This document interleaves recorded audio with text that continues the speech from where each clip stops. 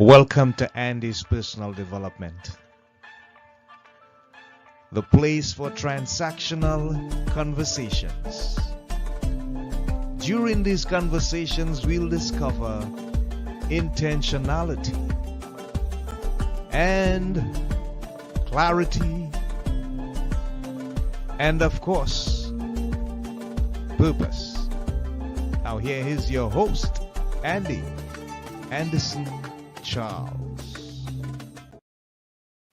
Hi, my beautiful people, and welcome to this edition of Transactional Conversations, the place for intentionality, clarity, and purpose.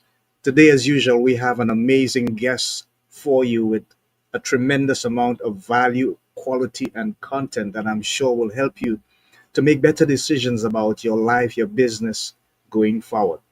This episode is entitled The Rise of the Spiritual CEO, leading with both vision and intuition. And our guest, of course, is Alara Sage. So let me just tell you a bit about our guest. She is known as the Oracle of Wealth.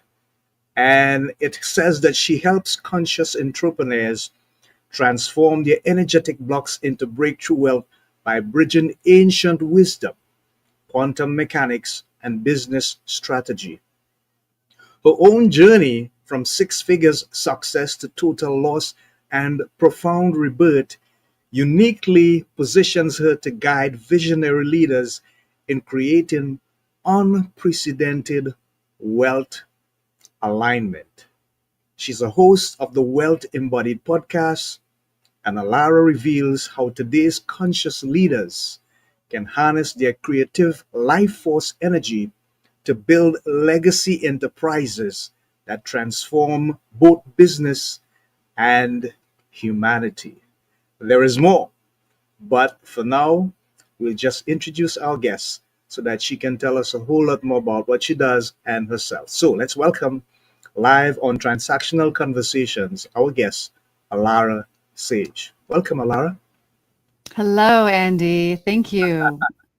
Thank you for being with us and for taking the time to be on our show. So, Alara, let me begin with the question that I love to ask my guests virtually. When you think about what you have accomplished thus far with regards to not only your business acumen, but your personal development, and you had the opportunity to, in one sentence, basically sum up what you think about it, how you feel about it, what would you say? What would you share with us? That I've learned to create wealth as effortless as breathing. Okay. And that's it? Yeah. I love it. I love it. I love it. That's truly amazing. Thank you so much. How did you get into the aspect of that I think it's not only a mindset, but it's a heart set. It's like this innate thing that you're speaking about. How did you arrive at that place? What was the process like? Yes. So, in 2021, I had a thriving business. Mm-hmm. After COVID, and a lot of people were struggling with their businesses, mine was thriving. And I had plenty of capital, plenty of money. However, even with all of that wealth, I found myself internally saying to myself, if I could just get some more money, then I would be able to relax. And what happened through that internal dialogue was I actually had all of my money stolen from me. And it was a very pivotal point. I remember I was sitting in my kitchen and I had started to trade on the stock market in this attempt to gain even more wealth, right? Mm-hmm. And I literally watched my account go from six figures to zero. My my stomach went up into my throat. I literally fell to the floor in this feeling of shock and a rush of fear. I was able to breathe into my body and shift the emotion of fear. And really, I brought myself back into this. You know what? Like, I've got this. I've always been able to create exactly what I desire. So I'll just create it all back again in my arrogance and in my denial. Because that's not what happened, Andy. I didn't just create it all back again. Instead, my 6-figure business collapsed and I went into debt for the first time in my life.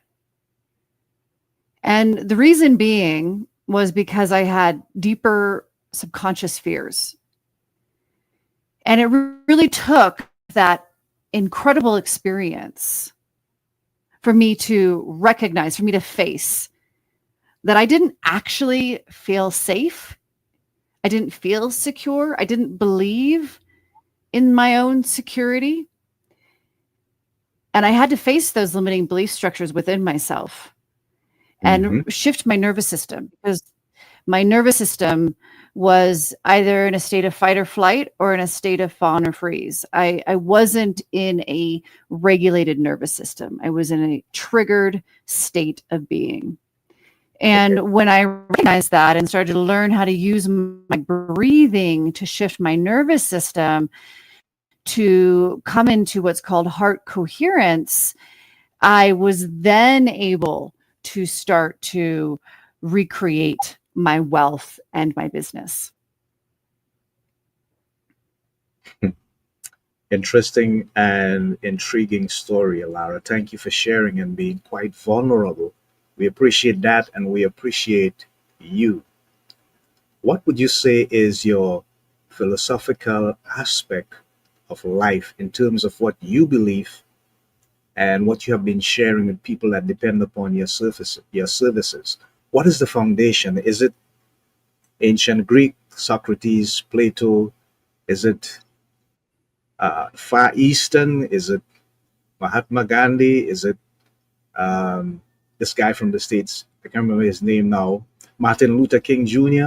What is the basic area of philosophy of your belief, Alara, that drives you, keeps you centered, and helps you continue to create a dynamic personality and business? It's really my own direct connection to source. I've had this innate wisdom within myself.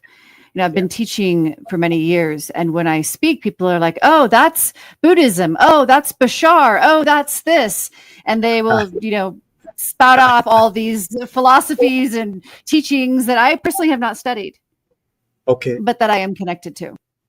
All right. Okay.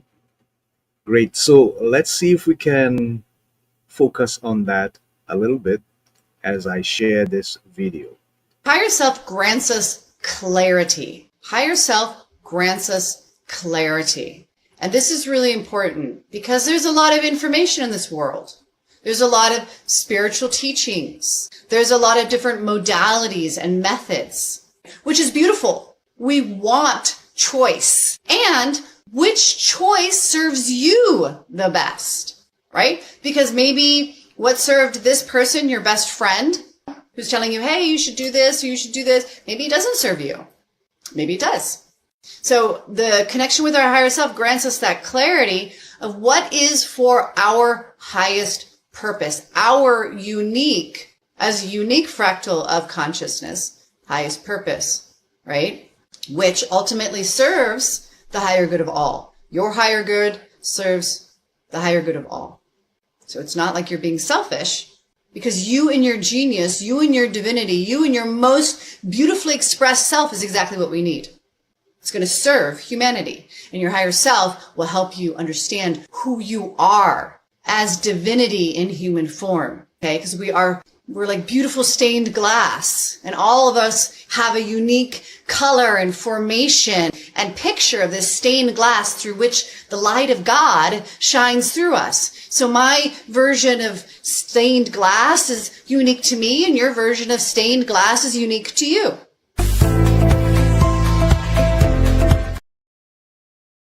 So, Alara, that was beautiful. It was also deep, it was poetic, it was philosophical. I want you to kind of enlighten us a bit more how you came to the conclusion of the higher self. I have a very strong connection to my higher self. I've had it since I was a child. And for the longest time, I didn't really understand it. And when I entered into more of my spiritual journey, I started to learn, what this connection was. And as I learned more of what the connection was, I was able to deepen that relationship, deepen the intimacy of that relationship. Going back to my primary story, higher self was warning me. I had clear intuitive hits of what was about to happen to me. But because I was in such a state of dysregulation and basically fear, I was not listening. I was not listening to all of my inner knowing, and I wasn't listening to higher self tell me and warn me of what was about to happen. So I've lived this time and time again. I've lived the experience of listening to my higher self and the absolute magic that comes from that over and over again, the synchronicities, the unfoldings, the ease, the flow. And I've also lived not listening to higher self and having really, that direct reflection of, wow, if I would have listened, something would be different right now in my physical reality. Yeah. So you're listening now, right? I'm always doing my best. Yeah, we can try. So, Alara, how would you describe the contrast between someone that is a spiritual CEO as opposed to someone who is not? I really love this question. For me, a spiritual CEO, so to speak, it's really not about like what we're aligned with, what philosophical teachings or any of that we're aligned with. It's really who we are and actions that we are taking, right? Yeah. Because pretty much all roads lead to Rome. So, a spiritual CEO, first and foremost, has that regulated nervous system. They're recognizing when they're in heightened states, because we're going to move in and out of states of being. Like, we're not meant to just be one state of being all the time. But the spiritual CEO can recognize, oh, I'm in a heightened state. I'm in a triggered state, right? And they know how to use their breath to bring them to shift themselves back into a regulated state. The spiritual CEO is really in what's called heart coherence. So the Heart Math Institute, which is a scientific institute, is studying that the heart has a brain. It has a neurological system.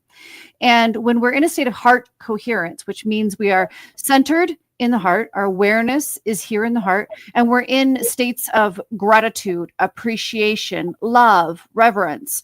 Our mind and our heart are actually in coherence. They are in a resonance with each other. So, Andy, that really great statement, my heart and my mind are, at odds, or there's a war between my mind and my heart. That's a lack of coherence. There doesn't need to be an inner war.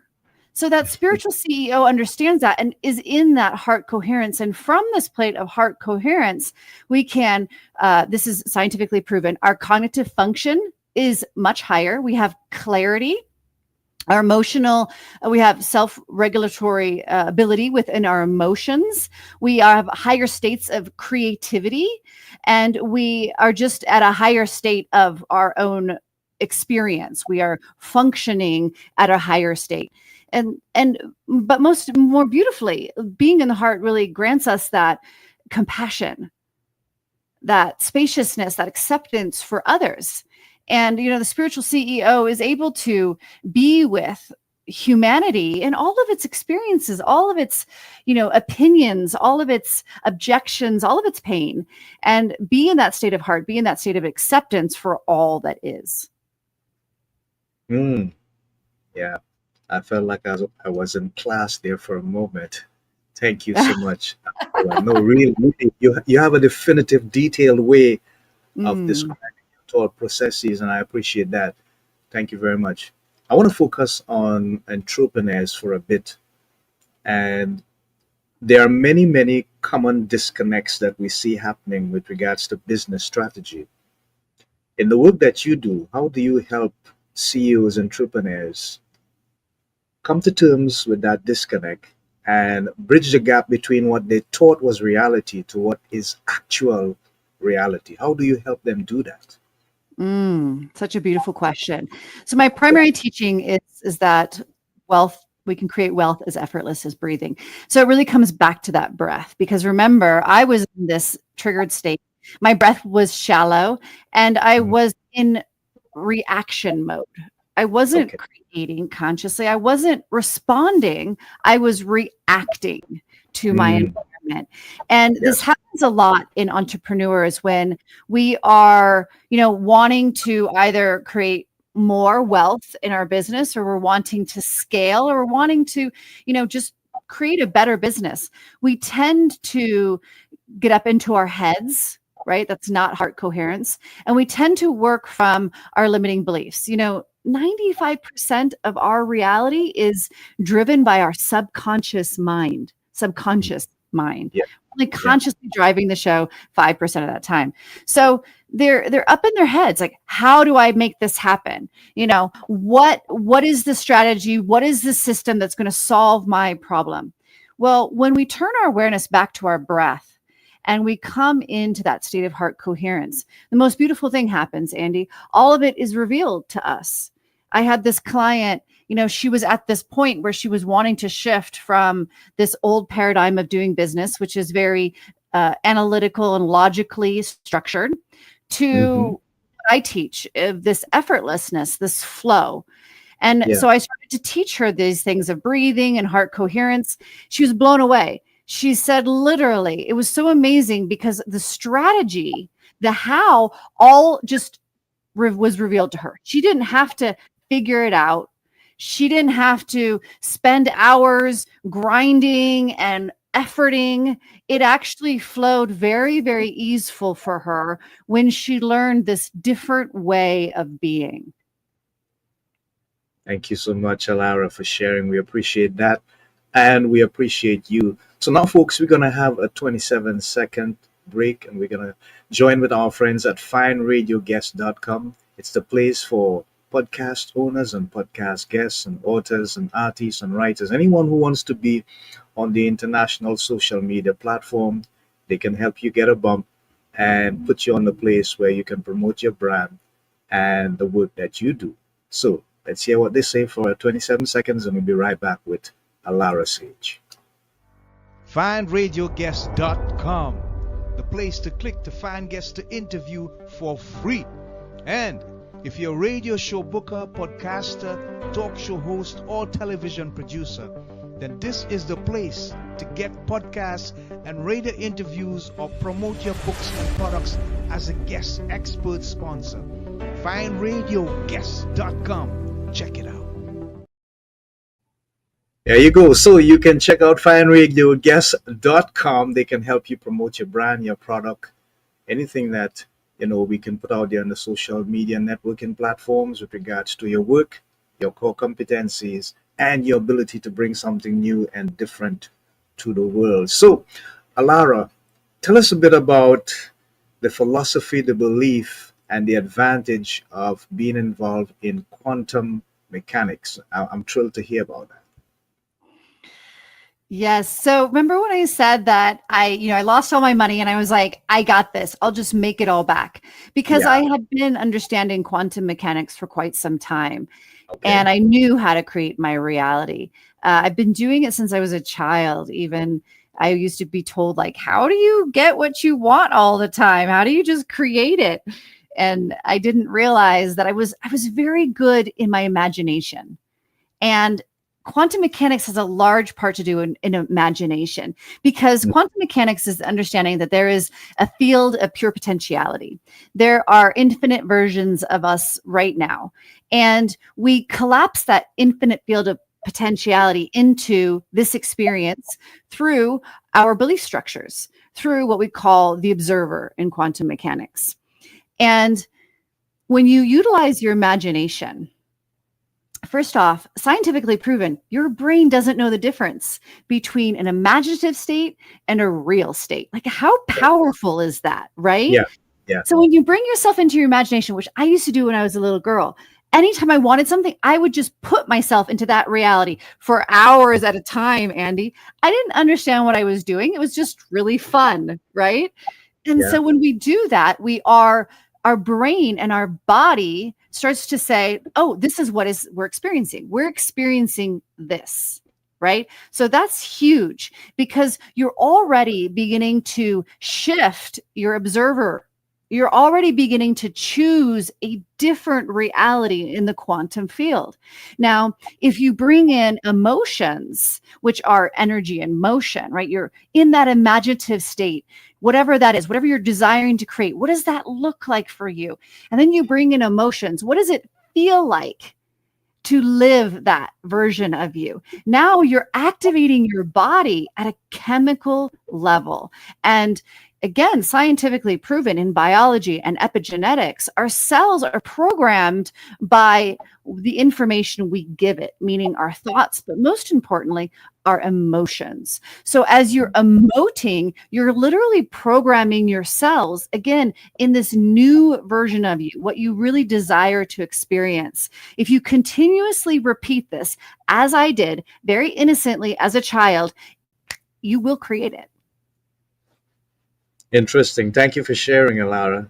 Now, the people that you deal with, the business owners, the entrepreneurs, the CEOs, the leaders, do you get a pushback from them with regards to the introduction if you find it necessary when you assess their case or their position and you find it necessary to introduce quantum mechanics? Do you get a pushback? What is the response when you go in that direction? I have yet to have a pushback, mainly because when I connect with somebody, I bring through I have the ability to see. So I can Okay. see where wealth is flowing in their business and where it's not. And I tell them Mhm. what I see, and I tell them what higher self is telling me about their business. This isn't Okay. working. You need to take your business there. And the truth is, Andy, they've all had these messages. Wow. So even though they didn't tell me these messages, I am just reflecting back to them what they already have heard. And to them, it's just, wow, yeah, okay. You're validating everything I've been told and haven't been listening to. So that immediately just opens the door to them to understand the power of this work. Wow. So let's look at the actualization or the actualized state for a moment. So for instance, if it's around money, when you are receiving money, when you are spending money, when you are looking at your money, when you are thinking of money, drop into your desired state, take action from there. Very, very important. Okay. Stop yourself. And again, the more you practice the desired state, you can activate it instantly. Okay. It's not like this thing that you have to, okay. You have like the world has to stop, everybody. You're in the bank, right? Everybody has to stop. I got to breathe into my body. I got to do all these things. like, no, you just say, I am my desired state. You'll activate yourself. Now engage from that state. It's very, very important, right? Because you want to actualize through action the new belief structure, the new vibratory state. Okay. That one is really, really big.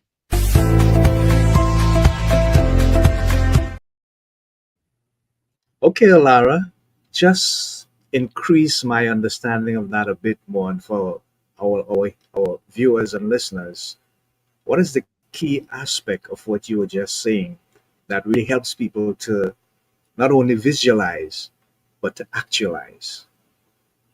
So our action is what brings our energy into our physical reality, right? They even say, like, don't listen to what somebody says, listen to the actions that they are taking. And we have the actions that we're taking at what I call our, current state, like the version of you that exists now. You have patterns and you have habits. And if you want to shift your reality, you have to choose different patterns and different habits. And so what it is about understanding what are those new actions that you need to be taking. So let me give you an example. I had a client who was doing this work, but she wasn't shifting. She wasn't seeing the results. And when we tapped in, I asked her, what's happening when you go to look at your finances? What's happening every time that you sit down and look at your money? And she said, oh, well, I immediately like feel tight and I feel anxious and I feel all these emotions. And I said, and what are you doing? What's the action you're taking? And she said, well, I'm, trying to figure out how to save more money, right? Like in this state of contraction, in this state of lack, and this belief of lack, she was taking action on that lack. I don't have enough. I don't have enough. I need to, save more, whatever it was that she was experiencing. None of it's wrong, right? None of it's wrong, but she wanted something different.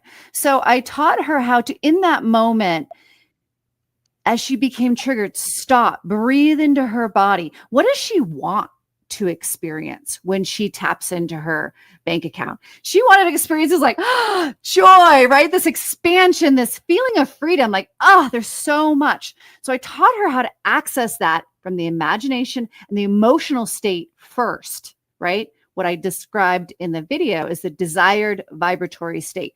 Now take action from that state. This doesn't mean you go and spend a bunch of money, but it means that now you can look at your bank account and from this feeling and this belief that there's plenty, right?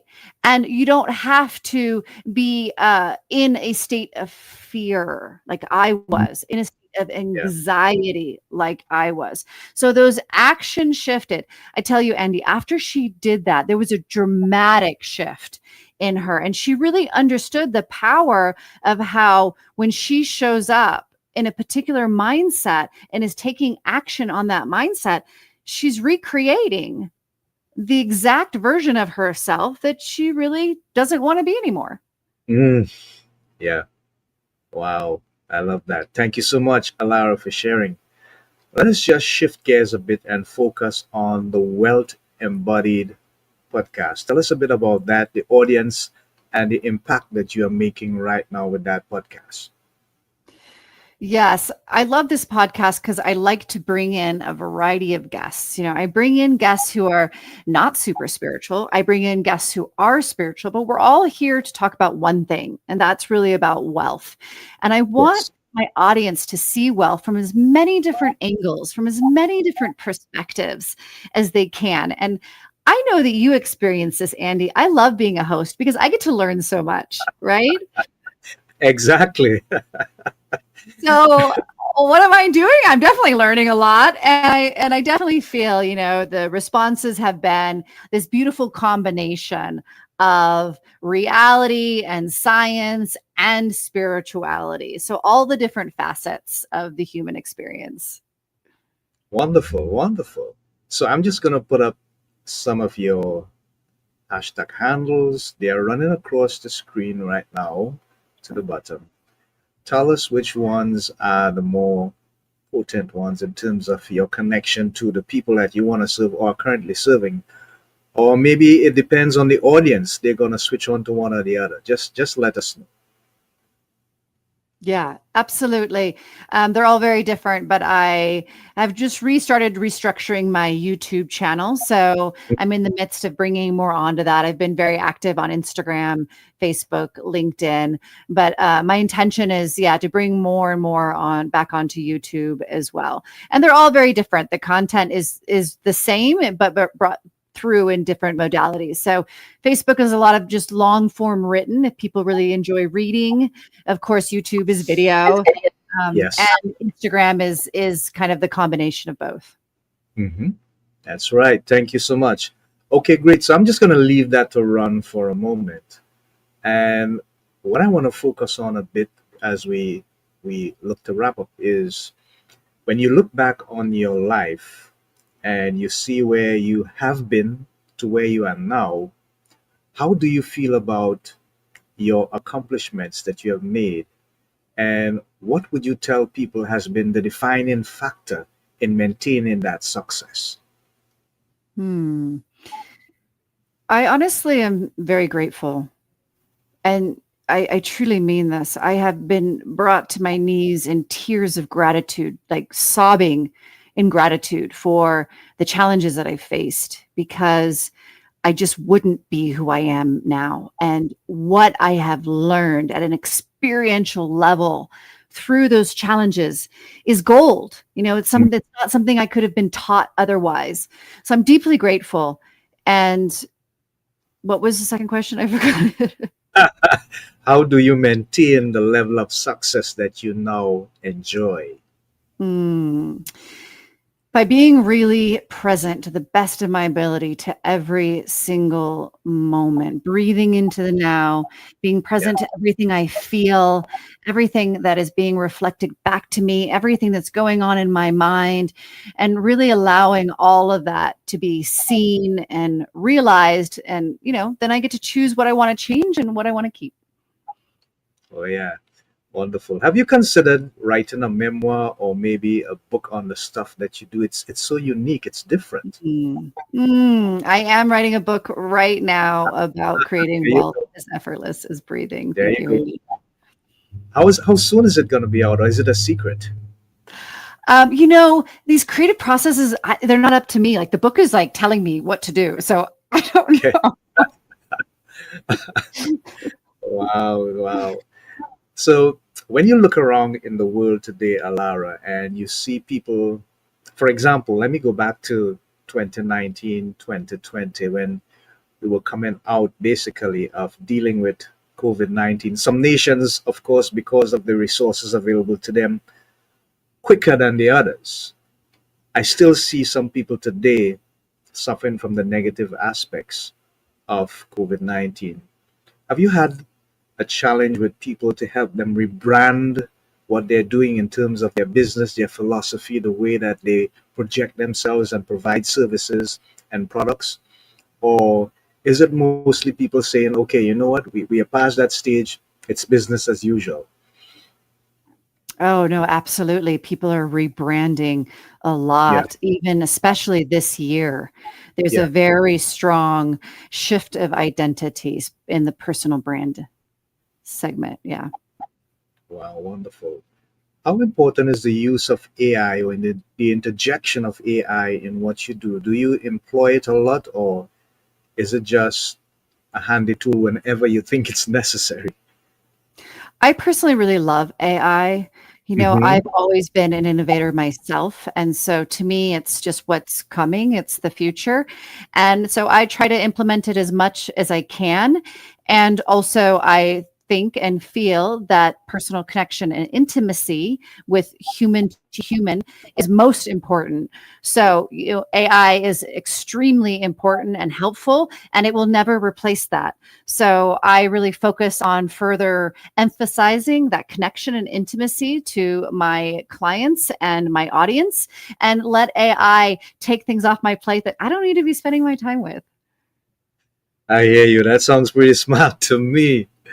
Wow. So we just have about a minute and a half to wrap up. I want you to imagine, Alara, that you have a megaphone and just about 7.8 billion people Mm. are within air reach. They can hear you when you speak, and you have this one opportunity to tell them a resounding message. What would you say to them? Mhm. I would literally have everybody just pause for a moment and Hmm. take a really deep breath into their belly, in through their nose, Hmm. down into their belly, and then exhale out of their mouth. And do that 2 more times. Down into the belly. Nice deep breath. Exhale out the mouth. One more time. Really open it up. Use that breath. Expand your body. Let it out. Let it out. That is how effortless wealth can be. That is how expansive and fluid and innate wealth naturally is for us. Wow, that's a very dynamic and very unusual ending, but they're gonna hear you. I am sure, and they're gonna feel you because that's an amazing exercise. Thank you so much, Alara. So there you have it, folks. We are going to wrap up this edition of Transactional Conversations, the place for intentionality, clarity, and purpose. This episode was entitled "The Rise of the Spiritual CEO," leading with both vision and intuition with AlaraSage. And she is known as the Oracle of Wealth. So check out her social media profiles. She's going to be doing some new work on YouTube. You can check out on LinkedIn as well as Instagram and, of course, Facebook. So until next time, this is Andy of Andy's Personal Development together with my guest, AlaraSage, saying so long. Keep looking, keep seeking, keep searching, and do it with the right attitude, and you will find intentionality, clarity, and purpose. Bye for now, folks.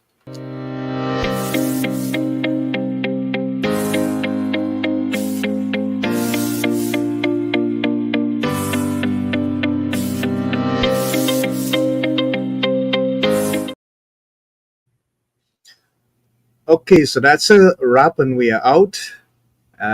Feedback, Alara. What are your thoughts? It still says live, so is that okay? That's just here on StreamYard. Okay. Okay.